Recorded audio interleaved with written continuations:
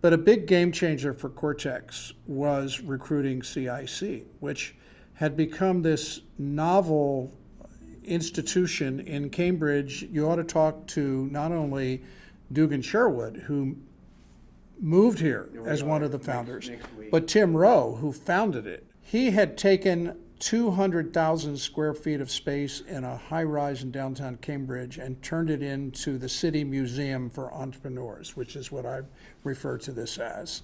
I think CIC, it's the co-working space, the sort of energy, the food, the programming. They have a full-time curator who does programming for Venture Cafe. 500 people a week show up on Thursday from 3 to 8 o'clock. All of that was value added to what was happening in Cortex. And it's been a tremendous multiplier of the benefits of Cortex. And to the credit of Dennis and the Cortex leadership, CIC could have gone anywhere in the United States. I mean, they could have gone to San Francisco or New York or wherever. They chose St. Louis. The next city that they're in, I think, is in the Netherlands. So it's like there's something happening here that's special.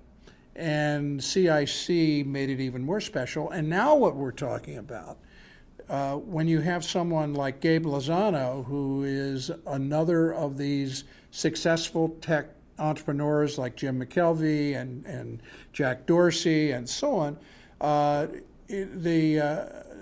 Gabe Lozano's vision is 1,000 tech companies in the core. 1,000. He's got a wonderful presentation on it. I recently introduced him to Paul McKee. They're only about 50 or 60 years apart.